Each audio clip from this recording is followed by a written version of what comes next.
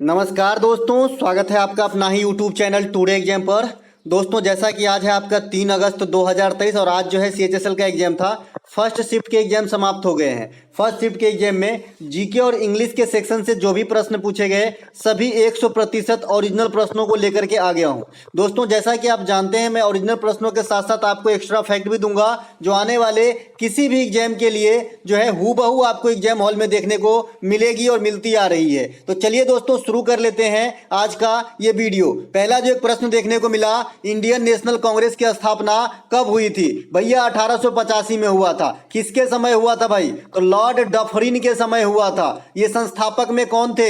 एओ Hume थे। हो जाइए तैयार युद्ध के लिए। एओ ह्यूम के साथ जो है स्थापना किया गया था। पहला अध्यक्ष कौन था? व्योमेश चंद्र बनर्जी। कहां पर हुआ था प्रथम अध्यक्षता की बैठक? है ना, तो ये मुंबई में हुआ था। इनके अलावा भारतीय राष्ट्रीय कांग्रेस की प्रथम बैठक में कितने जन ने भाग लिए थे? तो 72 प्रतिनिधि ने भाग लिए थे।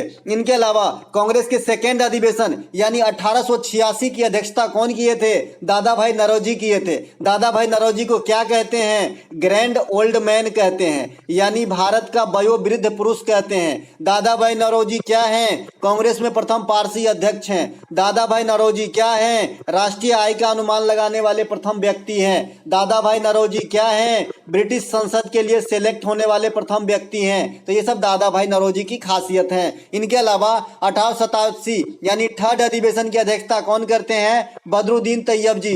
कहां पे हुआ था ये अधिवेशन? मद्रास के अंदर। ये प्रथम मुस्लिम अध्यक्ष भी बने थे।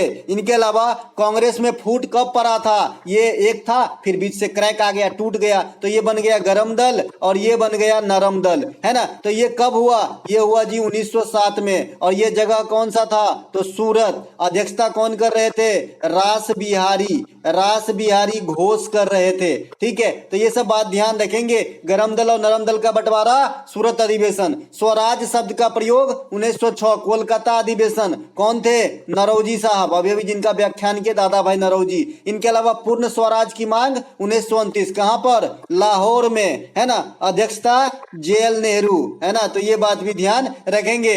मुस्लिम लीग और कांग्रेस एक हो गए कहां पर? 1916 में। कहां हुआ था अधिवेशन? लखनऊ के अंदर। अध्यक्षता कौन कर रहे थे? अंबिका चरण मजुमदार। यहीं पर नरम दल और गरम दल दोनों जो है गला मिल लिए। किसके प्रयास से? एनी बेसेंट और तिलक साहब के प्रयास से। ठीक है, चलते हैं आगे। अभी कौन है? मल्लिकार्जुन खड़गे।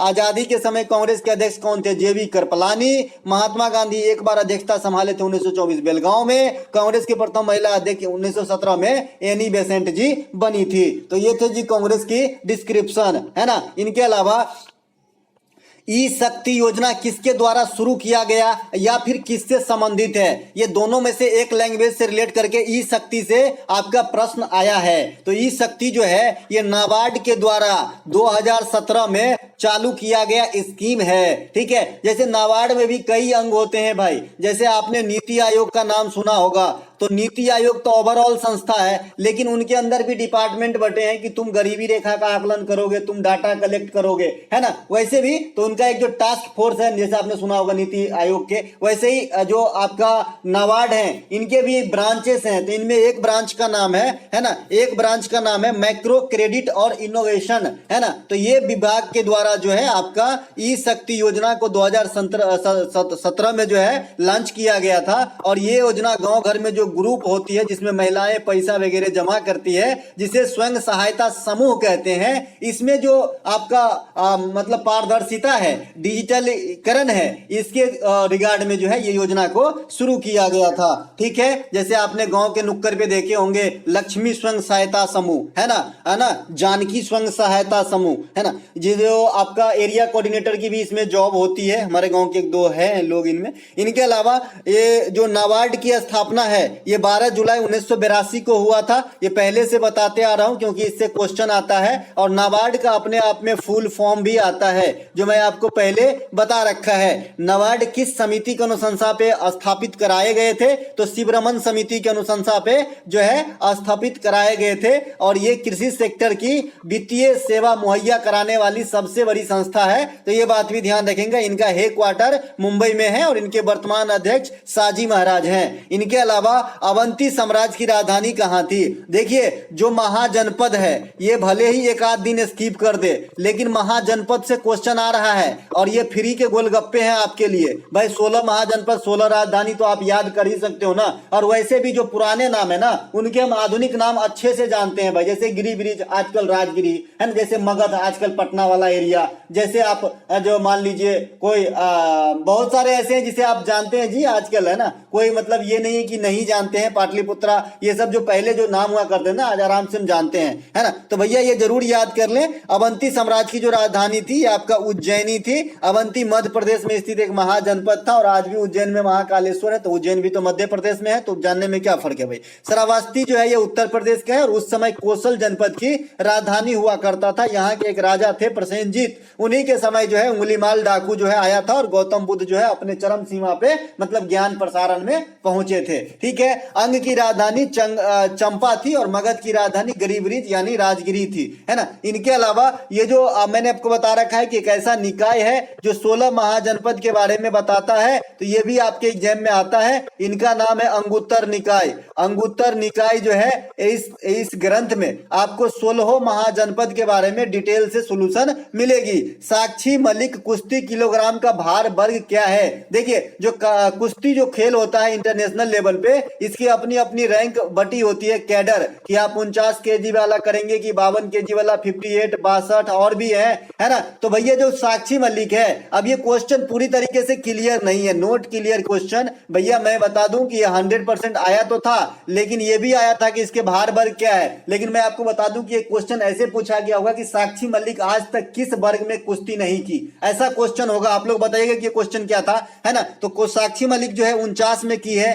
58 में की है और लास्ट टाइम 62 केजी भी उठाई है। तो इसके 62 केजी भी में भी आपका जो है कुश्ती की है। इसके अलावा जो अगर आपका कोई ऑप्शन होगा तो वो राइट आंसर हो जाएगा। इनके अलावा जनगणना 2011 में सबसे कम सेक्स रेशियो किस राज्य की है ना। तो भाई ये भी कोई पूछने की बात है? जनगणना 2011 में सेक्स रेशियो ज्यादा हो, लिटरेसी रेट हो, डेकेडिकल ग्रोथ हो, फर्टिलिटी रेट हो, है ना, लिटरेसी रेट मेल हो, पुरुष हो, यूटी के हो, ऐसे राज्य की हो, कोई बच्चा छोड़ेगा नहीं जी, है ना। ऐसा देहाती भाषा में रट लिए होंगे आप तो, है ना। तो जो लिंगानुपात है ये सबसे ज्यादा केरला की है और सबसे कम हरियाणा की है। इसी ग्राफिकल वे में मैंने आपको जो है वीडियो प्रोवाइड करा दिया जनगणना का, डिस्क्रिप्शन में लिंक भी मिलेगा। सभी टॉपिक वाइज जनगणना का हो जाएगा, स्पोर्ट का हो जाएगा, आर्टिकल का हो जाएगा, नृत्य का हो जाएगा, ये सभी जो है आपके जो है एक ही जगह, बुक एंड ऑथर का हो जाएगा। तो आगे का काम आपका हो जाता है जी। जो कॉमन क्वेश्चन है वो तो पहले ही वीडियो बना रखी है ना। तो ये जो जनगणना है सबसे ज्यादा लिंगानुपात जो है केरला का है और सबसे कम हरियाणा की है। केंद्र शासित प्रदेश में सबसे अधिक लिंगानुपात की बात करेंगे तो पुदुचेरी की होगी और सबसे कम बात करेंगे तो दमन की होगी। तो ये सब बात भी आपको ध्यान रखना है। इनके अलावा जो आपका ये क्या बोलते हैं इसको, केरल और लक्षद्वीप के साथ एक और तुलना कर लेते हैं लिटरेसी रेट में। अगर केंद्र शासित प्रदेश की बात करेंगे तो लिटरेसी रेट सबसे ज्यादा जो है लक्षद्वीप की है और राज्य की बात करेंगे तो सबसे ज्यादा लिटरेसी रेट केरला की है। अब जनसंख्या के रिगार्ड में बात कर लेते हैं। उत्तर प्रदेश सबसे अधिक जनसंख्या, सिक्किम सबसे कम जनसंख्या। अब शहरी जनसंख्या के रिगार्ड में बात कर लेते हैं तो महाराष्ट्र सबसे अधिक शहरी जनसंख्या, सिक्किम सबसे कम शहरी जनसंख्या। अब हम जो है ग्रामीण जनसंख्या के रिगार्ड में बात करते हैं। ग्रामीण जनसंख्या सबसे अधिक उत्तर प्रदेश में, सबसे कम ग्रामीण जनसंख्या सिक्किम में। आपने देखा कि सिक्किम हर मतलब कैडर में आपका सिक्किम ही आंसर होता है जनसंख्या के रिगार्ड में। सबसे कम जनसंख्या, सबसे कम ग्रामीण, सबसे कम शहरी, है ना। तो तीनों का आंसर सिक्किम में है, तो कंफ्यूज नहीं होना है। चलते हैं आगे। लिटरेसी रेट समझ ही लिए यूटी में और आपका राज्यों में, सेक्स रेशियो भी समझ लिए, जनसंख्या कम ज्यादा भी समझ लिए, है ना। तो चलते हैं आगे। इसके अलावा जो अगला प्रश्न है 2018, अच्छा एक बच्चा बता रहा है कि लिटरेसी रेट भी पूछा था अलग जनगणना से क्वेश्चन, तो जनगणना से 2 क्वेश्चन आए क्या दादा, है ना। तो अगर लिटरेसी रेट भी पूछा गया होगा तो हमारा लिटरेसी रेट तो आप समझते ही हैं 74.04% है। इसमें हम 2 भाग में बांटे हैं, मेल का 82.14 है और फीमेल का 65.46 है। पूछो क्या पूछते हो, है ना। और जो फर्टिलिटी रेट है वो मैं आपको बता दिया है कि 2011 के अनुसार पूछे तो 2.2 से जो बड़ा ऑप्शन है नजदीक में, जैसे 2.4 हो गया, ये आपको मार देना है। अगर 2013 के बाद पूछ रहा है तो 2.3 से जो कम ऑप्शन है उसको मारना है। 2016 और 2020 तक की बात पूछ रहा है, क्योंकि भाई फर्टिलिटी रेट में जो है क्योंकि बढ़ता घटता रहता है ना, तो इससे जो है डायनेमिक टाइप से पूछ रहा है क्वेश्चन। क्योंकि आपने जीडी के एग्जाम में देखा था 2020 के अनुसार जनसंख्या भी पूछ लिया था और 2020 के अनुसार सबसे गरीब राज्य भी पूछ लिया था। तो जब डायनेमिक कर दे 2011 से हटके तो फर्टिलिटी रेट जो है इस प्रकार से मूव करेगा। 2016 से 2020 के बीच में फर्टिलिटी रेट जो है इंडिया का 2.1 से भी कम माना जा रहा है। इनके अलावा 2018 एशियाई खेल में भारत ने कितने पदक प्राप्त किए थे? तो 2018 का जो एशियाई खेल हुआ था, सबसे पहले ये कहां पे हुआ था? ये पहला मौका था कि जब एशियाई खेल दूगो शहर में कराया गया। ये कहां पे हुआ? इंडोनेशिया के अंदर हुआ, इंडोनेशिया के जकार्ता में और इंडोनेशिया के पलेम्बोंग में। इस प्रकार से नाम है पलेम्बोंग, है ना। तो इस प्रकार से दूगो शहर में कराए गए थे आपका 2018 के एशियाई खेल। एशियाई खेल का शुरुआती वर्जन कहां पे हुआ था भैया? वर्जन कहना ठीक नहीं रहेगा, कोई चीज थोड़ी है। शुरुआती एडिशन तो ये कहां पे हुआ था? ये दिल्ली में हुआ था, ठीक है। तो 2018 वाली एशियाई खेल में भारत को 69 पदक प्राप्त हुए थे, जिसमें 15 गोल्ड, 24 रजत और 30 जो है ब्रांज प्राप्त हुए थे। यहीं पर लगे हाथ ओलंपिक में ले लीजिए। ओलंपिक में भारत को 7 पदक प्राप्त हुए थे, 1+2+4 के रेशियो में प्राप्त हुए थे। तो ये बात भी ध्यान रखना है। यहीं पर ही कॉमनवेल्थ गेम का ले लीजिए, 61 पदक प्राप्त हुए थे, है ना। 22 गो गोल्ड, 16 गो रजत और 23 गो ब्रांज प्राप्त हुए थे। तो ये भारत के कुछ पदक तालिका में आपको ध्यान रखना है। इसके अलावा बता ही दिया कि हाँ, इसके समापन और उद्घाटन समारोह में भारत का फ्लैग वाला कौन थे? तो ध्वजवाहक जो थे ये आपका नीरज चोपड़ा, और जो अंतिम हुआ समापन वाला उस समय जो फ्लैग वाहक थी ये आपका रानी रामपाल, जो भारतीय महिला हॉकी टीम के उसमें कैप्टेंसी कर रही थी। एशियाई खेल 2018 दो शहरों में बता दिए, इंडोनेशिया में हुआ बता दिए। एशियाई खेल 2018 में भारतीय घुड़सवार फवाद मिर्जा काफी प्रचलित हुआ, क्योंकि यहाँ पे जो है रजत पदक जीते थे इन्होंने। एशियाई खेल की प्रथम संस्करण का आयोजन 1951 दिल्ली में हुआ था। भारत में सेकेंड टाइम एशियाई खेल 1982 दिल्ली में ही हुआ।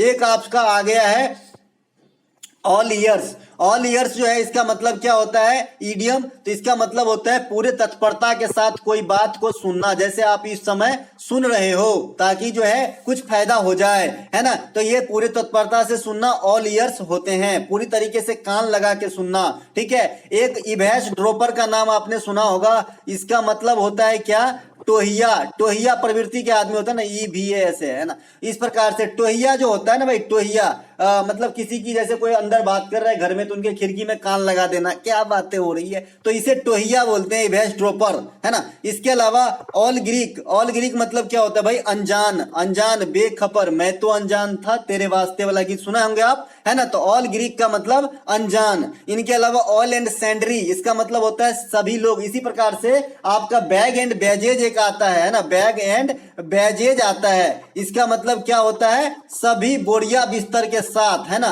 क्या हो गया पेन को? सभी बोरिया बिस्तर के साथ, सभी इसेंशियल पार्ट के साथ, है ना। इसके अलावा एलाइव एंड किकिंग का मतलब होता है हेल्दी।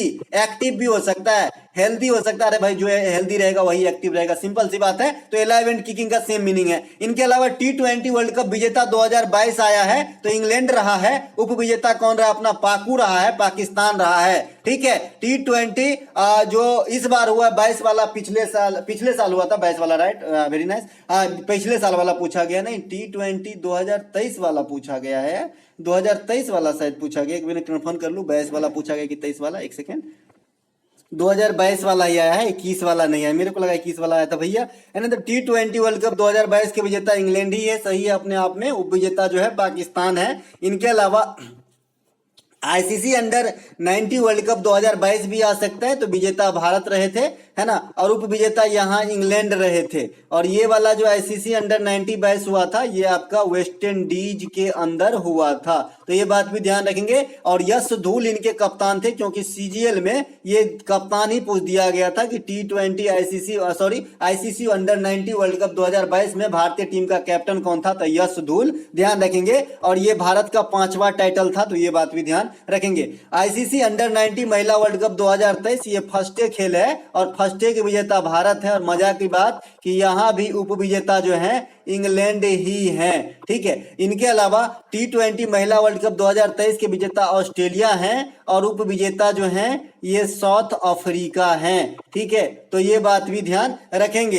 एशिया कप 2022 के विजेता श्रीलंका हैं, ये बात भी ध्यान रखना है। इनके अलावा रामकृष्ण परमहंस का वास्तविक नाम आ गया था, तो भाई रामकृष्ण परमहंस का वास्तविक नाम गदाधर चट्टोपाध्याय हैं। रामकृष्ण परमहंस विवेकानंद साहब के जो है गुरु थे, है ना। कहा जाता है कि माता काली इनको दर्शन दिया करते थे, होते होंगे भाई, बड़े बड़े महापुरुष हुए धरती पे, है ना। दयानंद सरस्वती का ओरिजिनल नाम मूल शंकर है।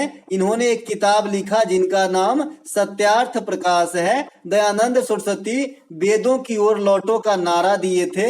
इनके अलावा इन्होंने आर्य समाज की स्थापना 1875 में बंबई के अंदर करा था। इनके अलावा आजकल जो आप जो सुनते हैं ना, एक स्कूल का नाम है डीवी क्या नाम है भाई, डीवीए नाम है ना, इस प्रकार से एक स्कूल का नाम है ना। विवेकानंद सर के ओरिजिनल नाम क्या है, नरेंद्र नाथ दत्त है, ठीक है। इनके अलावा पंचम दाह, ये बहुत चल रहा है एग्जाम में, पंचम दाह राहुल देव बर्मन का नाम है भाई। तानसेन का नाम रामतनु पांडे, बीरबल का नाम महेश दास, है ना। विक्रमादित्य का नाम चंद्रगुप्त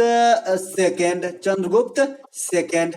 इसके अलावा विश्व अहिंसा दिवस कब मनाया जाता है, विश्व अहिंसा दिवस कब मनाया जाता है, तो 2 अक्टूबर को मनाया जाता है। गांधी जी के जन्मदिन पे संयुक्त राष्ट्र संघ के महासभा द्वारा पारित किया गया। 2 अक्टूबर को जो है इंटरनेशनल लेवल पे अहिंसा दिवस के रूप में मनाया जाएगा। 2 अक्टूबर 2014 से राष्ट्रीय स्वच्छता मिशन या फिर स्वच्छ भारत अभियान की शुरुआत हुई थी इंडिया में, ये भी गांधी जी के जन्मदिन पे है, इन्हें भी ध्यान रखेंगे। विश्व पर्यावरण दिवस 5 जून को मनाया जाता है, पहली बार 1974 में मनाया गया था। जैव विविधता दिवस 22 मई को मनाया जाता है, ये बात ध्यान रखेंगे। विश्व पृथ्वी दिवस अर्थ डे 22 अप्रैल को सेलिब्रेट करते हैं। विश्व वाटर डे 22 मार्च को, और विश्व स्वास्थ्य डे 7 अप्रैल को, है ना, क्योंकि 7 अप्रैल को ही जो है जो जेनेवा में WHO है, इनकी स्थापना हुई थी। इसी के याद में जो है हम 7 अप्रैल को विश्व स्वास्थ्य दिवस के रूप में सेलिब्रेट करते हैं। 24 जनवरी को इंडिया में बालिका दिवस के रूप में मनाते हैं। 25 जनवरी को मतदाता दिवस के रूप में मनाते हैं। 23 जनवरी को 23 जनवरी को सुभाष चंद्र बोस के जन्मदिन पे पराक्रम दिवस मनाते हैं। 12 जनवरी को विवेकानंद सर के जन्मदिन पे युवा दिवस मनाते हैं। 15 जनवरी को सेना दिवस मनाते हैं, और 10 जनवरी को अंतर्राष्ट्रीय हिंदी दिवस मनाते हैं, यानी विश्व हिंदी दिवस मनाते हैं। साथ ही 10 जनवरी को ठहाका दिवस मनाते हैं, मतलब हास्य दिवस मनाते हैं, लाफिंग डे मनाते हैं, ठीक है। तो ये सब ध्यान रखेंगे। और कुछ दिसंबर माह के जो महापुरुष है जिनके नाम पे मनाए जाते हैं, हमारे यहाँ डे सेलिब्रेट किए जाते हैं, उनका नाम जरूर ध्यान रखें। जैसे 25 दिसंबर है ना, अटल बिहारी वाजपेयी साहब के जन्मदिन पे सुशासन डे के रूप में मनाते हैं, है ना। 23 दिसंबर चौधरी चरण सिंह के जन्मदिन पे किसान दिवस के रूप में मनाते हैं, है ना। 24 दिसंबर आ जाइए तो केंद्रीय जो उपभोक्ता है, राष्ट्रीय उपभोक्ता है, उनके अधिकार दिवस के रूप में मनाते हैं। और विश्व स्तर पे यही चीज 15 मार्च को मनाया जाता है, राइट। इसके अलावा 26 दिसंबर को वीर बाल दिवस मनाते हैं, तो ये बात भी ध्यान रख लेंगे, अच्छी बात होगी। अगला प्रश्न, अनुच्छेद 22 का संबंध किससे पूछा गया है, तो सजा के जो मामला है उसमें छूट का प्रावधान है, ये मोटे मोटे तौर पे। लेकिन आजकल मोटे से काम नहीं चल रहा है, आजकल जो है उसको जो है गन्ना को छील के पेरा जाता है ना, वैसे ही छीलिए पहले, है ना। तो गिरफ्तारी का कारण जो है, ये अभियुक्त को जानना उनका फंडामेंटल राइट है, ये 22 में दिया गया है। साथ ही उस अभियुक्त को, जैसे मुझे गिरफ्तार कर लिया गया, तो मुझे अपने बचावा में एक वकील या फिर कोई कानूनी पर्सन जो कानूनी की व्याख्या हो, जिसे मुझे लगता है कि इन्हें हायर करना चाहिए, मुझे अधिकार है ना। तो ये आपका जो आर्टिकल 22 में है। इनके अलावा एक गुनाह के लिए 1 बार सजा मिलेगा, 2 बार सजा नहीं मिलेगा, ये आर्टिकल 20 का सेकंड कहता है। एक अनुच्छेद 20 का 3 जो है, आरोपी को अपने खिलाफ गवाह बनने पे मजबूर नहीं किया जाएगा। जैसे मैंने बता रखा है कि पुलिस के डंडा के डर से गवाह बन जाते हैं कि हाँ भाई मैंने किया, तो पुलिस भी शांत हो जाता है, चलो ठीक है कबूल लिया। लेकिन आप कोर्ट में जो है इस प्रकार से आप नहीं किए हो तो नहीं किए हो, सिंपल, आपको जो है प्रेशराइज नहीं किया जाएगा कि तुम बोलो ही क्योंकि तुम वहां बोले थे, ऐसा नहीं है। अनुच्छेद 21 जो है निजता का अधिकार है। अनुच्छेद 22 जो है, ये मैंने गिरफ्तारी का कारण भी बताना होगा, ये अनुच्छेद 22 है। एक चीज और जोड़ लीजिएगा, जो अभी मैंने 22 का व्याख्या किया उसमें। अब जो फंडामेंटल राइट है, ये अपने कैटेगराइज किया गया है। मैंने सब दिन बताते हैं भाई कि 14 से 18 जो है इक्वलिटी का राइट है, राइट टू इक्वलिटी, यानी समानता का अधिकार है। इसमें 14 समता का अधिकार है, 15 लिंग धर्म भेदभाव निषेध है, 16 जो है अवसरों की समानता है, 17 जो है छुआछूत किसका अंत है, 18 जो है उपाधियों का अंत है। जो क्रॉस मारे हैं वो अंत वाला है किसी न किसी चीज से, और जो 16 है वो समान अधिकार देता है। तो ये सभी जो है इक्वलिटी दर्शाता है ना। तो ये ध्यान रखेंगे। इनके अलावा 19 से 22 जो है ये स्वतंत्रता का अधिकार है, जिसमें 19 सबसे मेन है। अगर 19 ना हो तो हम कहीं चुप्पी ना तोड़ पाए, क्योंकि इसमें प्रेस की स्वतंत्रता है। इसी के तहत जो है पूरी मीडिया वगैरह रन कर रहा है। ठीक है, इसके अंदर 19 से 22 तो मतलब 20 भी आ गया। तो 20 में भी आपने देखा कि सजा आदि के मामले में जो प्रावधान दिया गया है कि दोबारा सजा नहीं मिलेगा, है ना। इसके अलावा जो है अब खुद के खिलाफ गवाह बनने के लिए मजबूर नहीं करा जाएगा, ये सब। इसके अलावा 21 आपने देखा था निजता का अधिकार, उसी में एगो और जोड़ लीजिएगा 21 का ए, ये 6 से 14 वर्ष तक के बच्चों को जो है निःशुल्क शिक्षा की व्यवस्था करवाता है। शोषण के विरुद्ध अधिकार 23 और 24 है, जिसमें 23 जो है ये आपका बलात् शरम पे रोक, जो कल फर्स्ट शिफ्ट में आया था, है ना। और 24 जो है ये बाल शरम पे रोक है। बाल शरम और बलात् शरम में झारखंड केरला जैसे फर्क है, जो हिंदी मीडियम के बच्चे हैं भाई, है ना। ये बाल शरम जो है ये चाइल्ड लेबर है, यानी 14 वर्ष से कम उम्र के बच्चे को कल कारखाने पे नहीं लगाया जाएगा। और ये बलात् शरम है, ये जबरदस्ती काम करवाना है, जैसे बंधुआ मजदूर होता है ना कि भाई तुम्हें करना ही होगा, तो उस प्रकार से। या फिर मानव तस्करी पे रोक, अगर किसी का तस्करे हो गया है तो बलात् शरम करवाएगा भाई। अब जो आदमी खरीदने में दया नहीं दिखा सकता, वो काम करवाने में क्या दिखाएगा। तो दोनों का लैंग्वेज लगभग सेम ही है, या तो बलात् शरम कहिए या मानव तस्करी पे रोक कहिए। इसके अलावा धर्म की स्वतंत्रता का अधिकार जो है ये 25 से 28 है भाई। अल्पसंख्यक हित जो है ये 29 और 30 है, जो शिक्षा और संस्कृति को जीवंत रखने के लिए खास करके जो SC ST समुदाय है उनके लिए जो है विशेष प्रकार का अधिकार है ना, ताकि भाई उनकी जो है अपनी जो परंपरा है वो चलती रहे। ठीक है, इनके अलावा संविधान उपचारों का अधिकार जो है ये आर्टिकल 32 में से भीमराव अंबेडकर ने संविधान का आत्मा माना था, और इसी के तहत जो है सुप्रीम कोर्ट रिट जारी करते हैं। एक बहुत ही इंपॉर्टेंट बात कि जो पहले आर्टिकल 31 आपकी संपत्ति के अधिकार को रिलेट करता था, इसे जो है 44वां संविधान संशोधन 1978 के द्वारा जब हटाया, तो इसे क्या संविधान से हटा दिया गया? नहीं, इसे संविधान में रखा गया है। आर्टिकल 300 के ए में रखा गया है, लाइक अ विधिक अधिकार, कानूनी अधिकार। इसके अलावा अनुच्छेद 54 भी पूछा था, 2 अनुच्छेद पूछे हैं, बताइएगा पूछा कितने पूछा गया था। अनुच्छेद 54 जो है ये राष्ट्रपति के निर्वाचन से है। आपने पकानी कोका दियोदशम का नाम सुना होगा, पकानी कोका दियोदशम का नाम सुना होगा। ये आर्टिकल बैठ जाते हैं जी आपको 52 से लेकर 61 तक। हर वर्ड का अपना अपना अलग अलग मीनिंग है। जैसे 52 में पद हो जाएगा, क से कार्यपालिका का प्रधान हो जाएगा, नी से निर्वाचन वाली बात हो जाएगी, तो आप निर्वाचन पकड़ के जो है लपेट दिए होंगे। इसके अलावा आर्टिकल कुछ और, राष्ट्रपति का 72 क्षमादान, 1, 2, 3 अध्यादेश, है ना, 280 वित्त आयोग का गठन, 76 मान्यवादी का गठन, 108 संयुक्त अधिवेशन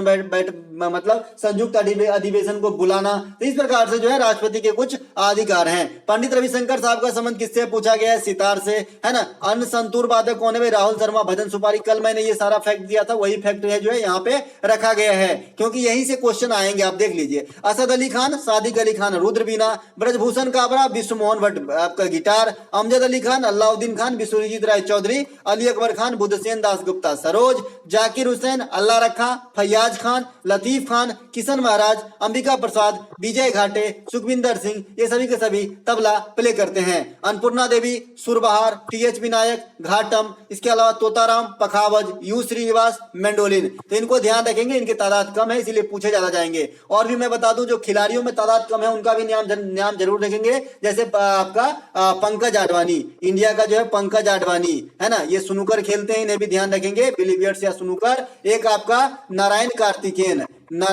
कार्तिकेयन, ये आपका फार्मूला 1 रेस वाला होता है ना, वो आपका ड्राइवर कहना सही नहीं रहेगा, खिलाड़ी है। ठीक है, इनके अलावा भाई रेलवे ड्राइवर को ड्राइवर कह दो ना, बहुत चिढ़ जाता है, इसीलिए उसे लोको पायलट ही कहना पड़ता है भाई, है ना।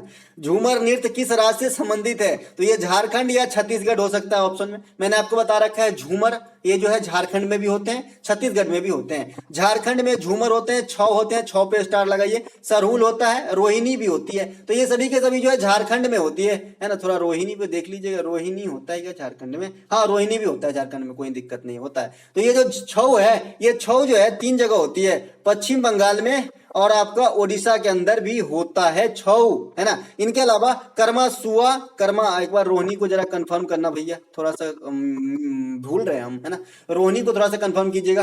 कर्मा सुआ राउत नाचा महोत्सव, सिरपुर महोत्सव, बस्तर दशहरा महोत्सव, पंडवानी पंथी, ये सभी के सभी छत्तीसगढ़ के हैं। ठीक है, कलबेलिया, गनगौर, पनिहारी, घूमर, कठपुतली राजस्थान के हैं। रंगोली, तमाशा, लावनी, लेझिम, कोली, ये सभी के सभी महाराष्ट्र के नृत्य हैं, इन्हें ध्यान रखेंगे। विंबलडन 2023 से आपसे पूछा गया गया है विंबलडन 2023 के पुरुष विजेता कार्लोस अल्कारेज, ये काफी नाम कमाए हैं, सबसे कम उम्र में विंबलडन जीतने वाले खिलाड़ी बन गए थे, है ना, और महान दिग्गज खिलाड़ी को हराए थे भाई, नोवाक को। इनके अलावा महिला एकल मार्गेट बोड्रासोवा, है ना, इनके अलावा फ्रेंच ओपन 2023 के विजेता। अच्छा, महिला एकल किसका भाई, तो विंबलडन का, है ना, विंबलडन का। और विंबलडन से जो भी स्टैटिक्स फॉर्म में आते हैं, विंबलडन या फ्रेंच ओपन या फिर ऑस्ट्रेलिया यूएसए ओपन, जो भी है इनके स्टैटिक्स फॉर्म में क्वेश्चन, नहीं तो करंट फॉर्म में है। तो मैंने आपको पहले ही बता रखा है सबसे न्यू कौन है, सबसे नवीन कौन है, किस ट्रॉफी को क्या कहा जाता है, किस कौन से ट्रॉफी कहां खेले जाते हैं, कौन सी ट्रॉफी वर्ष के किस तिमाही में खेले जाते हैं, किस ट्रॉफी में किसको ज्यादा पुरस्कार है, महिला में सबसे ज्यादा पुरस्कार कौन से है, यानी ग्रैंड स्लैम वाली। तो ये सब क्वेश्चन मैं पहले ही आपको प्रैक्टिस सेट में दे चुका हूं प्रभु। विनती है आपसे एक बार जरूर देख लीजिएगा, ध्यान रख लीजिएगा, काम आ जाएगी आपको। 2-2.5 नंबर यहां से भी बढ़ सकते हैं, क्योंकि भाई जनरल का भरोसा नहीं। इस बार करंट सेक्शन से उठा लिया तो इसी से अगले शिफ्ट में स्टैटिक शिफ्ट से भी, मतलब क्षेत्र से भी उठा सकता है ना। तो भाई फ्रेंच ओपन 2023 के विजेता नोवाक जोकोविच, महिला एगा स्विटेक। ऑस्ट्रेलिया ओपन 2023 के विजेता नोवाक जोकोविच, महिला आर्यना सबलेंका। विषाणु से होने वाला रोग भी शायद आपसे पूछा गया है। तो विषाणु से होने वाला रोग जो है सर्दी जुकाम, एड्स, पोलियो, चेचक, छोटी माता, बर्ड फ्लू, ये सब विषाणु से होता है। जीवाणु से टेटनस होता है, निमोनिया होता है, प्लेग होता है, लॉकजा होता है। इसके अलावा लेप्रोसी रोग भी होता है। इसके अलावा विब्रियो कैलोरी, है ना, कलरा, है ना, ये जी हो गया हैजा कलरा सेम ही होता है। इसके अलावा पोर्टोजोआ, ये मलेरिया से होता है, प्लाज्मोडियम से। इनके अलावा संसदीय प्रणाली कहां से लिया गया, ब्रिटेन से लिया गया है। इसके अलावा एकल नागरिकता ब्रिटेन से, विधि के शासन ब्रिटेन से, विधि निर्माण प्रक्रिया ये भी ब्रिटेन से, द्विसदनीय व्यवस्था ये भी ब्रिटेन से लिया गया है। द्विसदनीय व्यवस्था का केंद्र में कब जो है इस्तेमाल किया गया, आप लोग मुझे कमेंट करेंगे। आपको मैंने पहले पढ़ा रखा है किस अधिनियम के द्वारा द्विसदनीय व्यवस्था को लाया गया था। मैं एक हिंट दे देता हूं, मॉर्ले मिंटो सुधार 1909 में जो है सांप्रदायिक चुनाव की बात कराई गई थी। विधि के द्वारा स्थापित प्रक्रिया जापान से, प्रस्तावना की भाषा ऑस्ट्रेलिया से, संविधान संशोधन राज्यसभा में सदस्यों का निर्वाचन ये अफ्रीका के संविधान से लिया गया है। राष्ट्रपति पर महाभियोग, स्वतंत्र न्यायपालिका जो कार्यपालिका से न्यायपालिका को भिन्न करता है, आर्टिकल 50, है ना। न्यायिक पुनरावलोकन, उपराष्ट्रपति का पद ये अमेरिका के संविधान से लिया गया है। अब देखिए यहाँ पे आप कंफ्यूज हो रहे होंगे कि ये जो आपने अफ्रीका से लिख दिया है कि राज्यसभा के सदस्यों का निर्वाचन, तो जी एकदम सही लिखा है, कोई दिक्कत नहीं है। क्योंकि राज्यसभा में 2 प्रकार के सदस्य आते हैं, एक तो मनोनयन से आते हैं और एक आपका निर्वाचन से आते हैं। जो निर्वाचन से आते हैं अफ्रीका से, जो मनोनयन से आते हैं ये आयरलैंड से प्रेरित हैं, ठीक है। तो दोनों बात ध्यान रखेंगे, अलग अलग तौर की याद रखिए। इनके अलावा दोस्तों ये इस वीडियो का लास्ट क्वेश्चन था, अगर आपको अच्छा लगे तो लाइक जरूर करें। हाँ, एक और पूछा गया है, कोल्ड जो है कोल्ड फिश पूछा गया है, कोल्ड फिश पूछा गया है। तो कोल्ड फिश का मतलब भी होता है किसी बात पे कोई ध्यान नहीं देना, बेखबर इंसान, है ना, ऐसा। और एक आपका इसी का उल्टा ईगर हो जाएगा, बहुत ज्यादा उत्सुक होते हैं। तो मिलेंगे हम अगले वीडियो में, पीडीएफ आपको टेलीग्राम पे मिलेगी। जय हिंद दोस्तों।